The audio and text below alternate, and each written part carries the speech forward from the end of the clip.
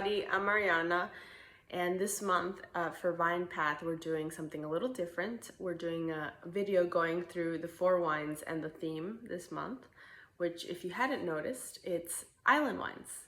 So I love summer in New England. I'm sticking around this summer, not going too far, and I'm really excited about it, but sometimes it's nice to dream about more exotic places, maybe an island that makes really good wine. So when somebody sticks around, the cool thing is to travel with your glass. So that's what we're doing this month, and trying wines from 4 different islands. And so what is an island wine? What's the difference between a regular wine? Nothing really. It's just an island is just a different region. The thing is, with islands, you're able sometimes to get more like microclimates that in that certain latitude might not be what you usually get. For example, we're going to try a wine from Lanzarote in the Canary Islands, which usually at that latitude would be too hot or to actually grow grapes that would make good wine. But because of the maritime climates, it really impacts the wine. And a big thing with island wine too, many times, is the soil, and many times it's volcanic soil. And so volcanic soil is basically ash, and it can be very porous and good for nutrient intake. So many times you get more minerality in the wines. So let's start. So the first wine that we're going to try is from Gurrieri, and it's a Grillo, which is the name of the grape. Grillo also means cricket in Italian. And Giovanni Gurrieri and his family are making wines in Vittoria, Sicily. We get this wine through Mucci Imports, which is a very dear importer to us. The area here, since it's southern Italy, is actually sandy soils and not the volcanic soil that I was talking about before. So the soils here are sandy, and meaning it's well drained, it retains heat, it's creating a softer, rounder wine instead of maybe more mineral or sharp wines from different parts of Sicily. And super aromatic white wine, very beautiful light pale lemon color.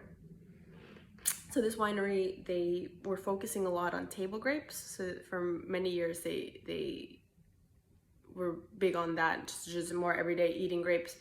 In the last 10 years, Giovanni has started focusing more on wine, and so they have about 5 hectares, Grillo, Frappato, but yeah, Grillo is a type of grape that maybe has not gotten as much attention in Sicily, but in the last few years, because of producers like Gurrieri, you're seeing it more, and how Sicilian it really is. So I love this wine because it's a mix of like stone fruity, but then like orange and cherry blossoms, because that floral component is just really beautiful. Almost like almond extract, like there's something nutty about it, but floral. And on the palate, it's similar, but there is a lot of salinity. There is a lot of minerality, probably because of its proximity to the ocean. The ocean winds definitely influence that. But just a really elegant wine. I would pair this with like more delicate aromatic foods like sashimi or grilled octopus with definitely with lemon, bruschetta with ricotta, and maybe some, we sell this really amazing lemon olive oil at the shop. But more maybe aromatic, fragrant dishes. Up next, we've got the Pinia from Ile de Butte, which is in Corsica. And so Corsica being that gorgeous island in the armpit between Italy and France, some people forget it's technically France, even though it has a lot of Italian influence.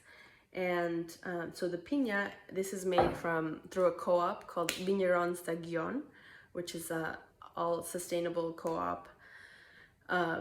So it's a good way to like kind of get the survey of that region of Corsica. We're in the southeastern part, and to be Ile de Butte, which actually means the beautiful island. So you can imagine how gorgeous this area is. You have to be from a certain part of Corsica, but the rules are quite relaxed as to what varietals. It's not like other parts of Corsica that are maybe more detailed, like Patrimonio, for example. But this is 70% Chacarello and 30% Grenache. So Grenache being that charismatic grape that everybody loves and is grown all over the world. Chacarello, on the other hand, is indigenous to Corsica, and it's a very perfumed grape, so definitely makes its presence known. But yeah, this is a very like light pressed rosé. As you can see, the color is so light. I love this because I do get the fruity notes, but there's something kind of herbal, like dark herbal about this. So it almost reminds me of like, I get peach and passion fruit and those fun, bright, and then something like dark. So almost like a black tea. So peach, passion fruit, black tea. And there's definitely a power of suggestion, because at the back of the bottle, it says that a lot of these vineyards are grown right by pine trees. And I totally am getting this like piney, like herbal note almost that like really brightens the palate.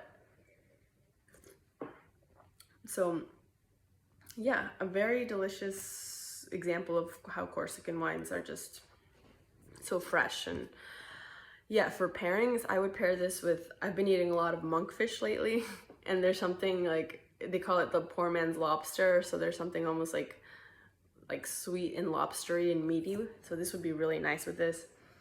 Maybe like a ricotta ravioli or something, anything with pesto to get out those herbaceous notes.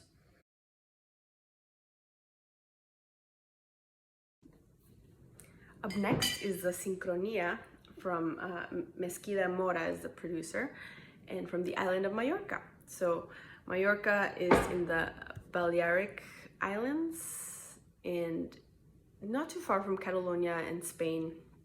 It is Spain, but there's 4 islands and Mallorca is the largest. And there's actually a lot of winemaking history in this area. And in fact, Pliny the Elder in ancient Rome referenced Mallorcan wines as being delicious. Very positive reviews. But it wasn't until more recently that they're putting more efforts to their wine. And I really like this producer. She's biodynamic, and she sees her plots of vineyards almost like as a mosaic, and you sort of see that in the label. I met her once, and her glasses were very like colorful too. Like you can tell that there's just a lot of mosaic influence, and so it's just a lot of fun colors. The Sincronia is a bunch of grapes in one.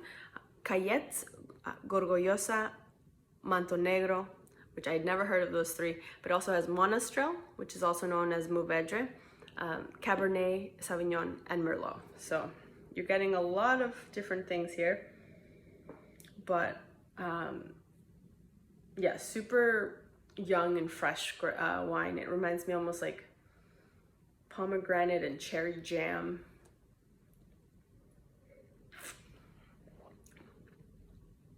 I lightly chill this because it is lighter. So as a throwback to last month, this is definitely a wine that you could throw in the fridge for a little bit, just to make the flavors pop. But what I like about this is, even though there's a lot of like fresh fruit and jammy notes, there's also like this almost like cocoa powder and even this like rose water note, adding like more complexity. But Barbara, she like planted a lot of trees all over her vineyards to create more like biodiversity, and it's really good for regenerating the soil. 2020 was a really tough year. They lost 40% of their crop due to mildew, and so not good. But the vines that like made it through really persevered and made a beautiful vintage. So that's one thing with islands too, that because of those winds, those maritime winds, they usually dry out moisture in the vineyards and act as which is really good to fight against disease. So it's very unfortunate that 2020 wasn't a great year in Mallorca for that reason. But the soils here are actually clay, and because it is still a very hot climate, clay actually retains water and keeps vines cool. And now, one of the wines that really got me into island wines in the first place, this wine is from Lanzarote, from a producer called Los Bermejos. It's 2018, and the grape is Listàn Negro. And Lanzarote, the island of Lanzarote, is technically Spain. It's off the coast of Africa. It's actually only like 100 miles off the coast, and so very low latitude. But you're getting talk about the winds, and this area definitely has that. I'll get into that later.